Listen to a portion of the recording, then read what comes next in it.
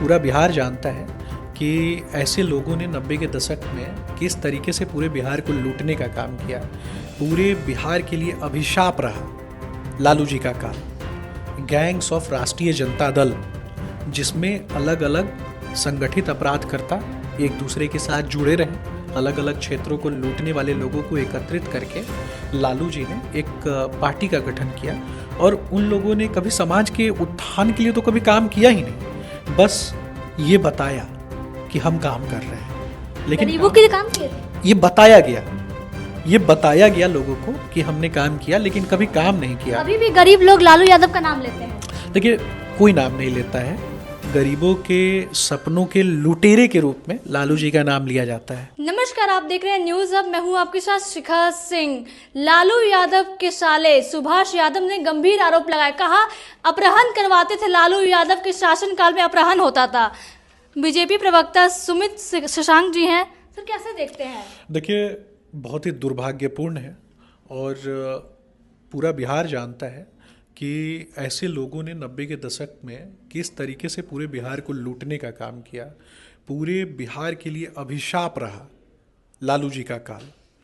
Gangs of राष्ट्रीय जनता दल, जिसमें अलग अलग संगठित अपराधकर्ता एक दूसरे के साथ जुड़े रहे, अलग अलग क्षेत्रों को लूटने वाले लोगों को एकत्रित करके लालू जी ने एक पार्टी का गठन किया। और उन लोगों ने कभी समाज के उत्थान के लिए तो कभी काम किया ही नहीं, बस ये बताया कि हम काम कर रहे हैं। लेकिन गरीबों के लिए काम किए थे। ये बताया गया लोगों को कि हमने काम किया, लेकिन कभी काम नहीं किया। अभी भी गरीब लोग लालू यादव का नाम लेते हैं। देखिए, कोई नाम नहीं लेता है। गरीबों के सपनों के लुटेरे के रूप में लालू जी का नाम लिया जाता है। अगर गरीबों के सपनों के लुटेरे के रूप में अगर उनका नाम नहीं लिया जाता, तो विगत कुछ एक वर्षों में आप देखेंगे कि आदरणीय मुख्यमंत्री नीतीश कुमार जी के नेतृत्व में सरकार चल रही है और आदरणीय मुख्यमंत्री नीतीश कुमार जी को सामाजिक न्याय का मसीहा के रूप में जाना जाता है।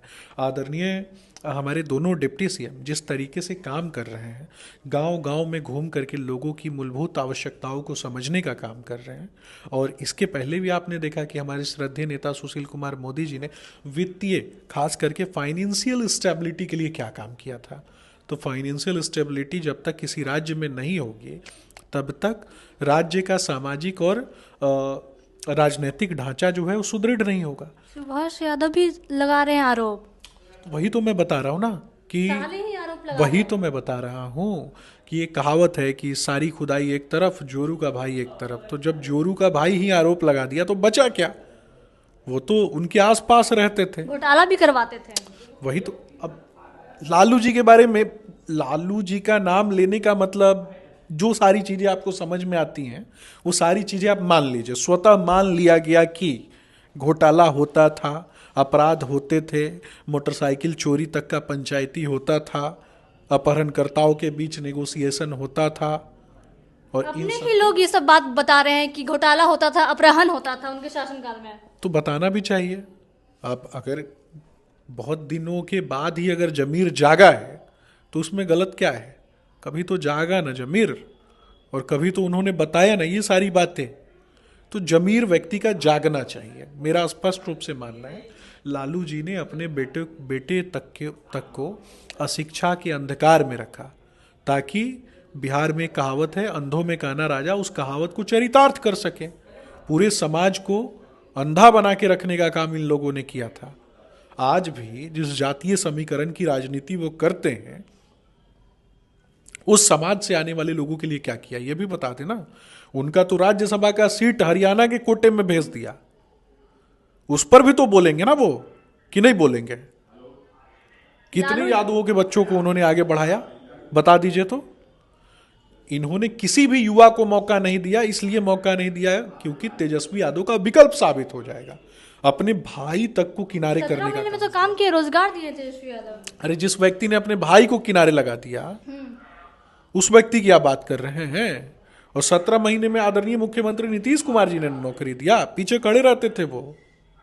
क्रेडिट चुराने का काम किया उन्होंने, किस प्रकार से नौकरी दिया, कैसे दिया, कौन सा योजना लेकर के आए। 5 योजना कभी पूछ लीजिएगा, अगर 1-to-1 इंटरव्यू होता है आपका, तो पूछेगा उनसे कि भारतीय जनता पार्टी के प्रदेश प्रवक्ता सुमित शशांक ने पूछा है कि 5 योजनाएं वो गिना दे जो उन्होंने किया हो, 5 योजनाएं वो गिना दे जो उनके पिताजी ने लागू किया हो, और उससे कितने प्रतिशत लोग जो हैं राज्य के वो लाभान्वित हो गए हों, और समाज के अंतिम वर्ग से आने वाले जो लोग हैं कितने दलितों को उन्होंने लाभान्वित किया है, कितने पिछड़ों को लाभान्वित किया है, ओबीसी वर्ग से आने वाले कितने लोगों को लाभान्वित किया है, मुसलमानों में कितने लोगों को लाभान्वित किया है, कितनी यादवों को लाभान्वित किया है, ये भी तो बताना पड़ेगा ना उनको। लालू यादव कल ही कहे हैं कि हमारे रहते हुए बीजेपी कभी अकेले सरकार नहीं बना पाएगी। देखिए वो मस्खरी करने के लिए जाने जाते हैं, बुजुर्ग हो चुके हैं और बहुत ज़्यादा उनके ऊपर टीका टिप्पणी करके वो आजकल कुछ दिन पहले उड़ती चिड़िया को हल्दी लगा रहे थे।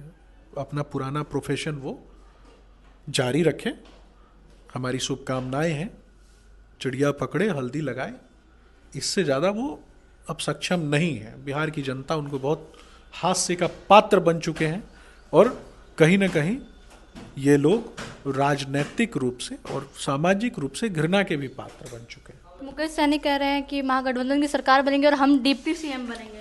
अब पता नहीं वो किस, पहले वो ये तो बताएं कि वो किस गठबंधन में रहेंगे। अभी तो उनका खुद का तय नहीं है, तो मुझे तो नहीं लगता है। हालांकि जब कभी भी वो बनेंगे कि नहीं बनेंगे, लेकिन मुझे इतना जरूर पता है कि वो सर्कस का रथ लेके कुछ दिन बाद घूमना प्रारंभ करेंगे। तेजस्वी यादव पूरा तैयारी कर रहे हैं चुनाव का। करने दीजिए, वो तो तैयारी करते हैं, हम तो काम करते हैं। जब हम काम करते हैं इसलिए हम तैयार रहते हैं, वो तैयारी करते हैं इसलिए क्योंकि उनको चुनाव लड़ना है।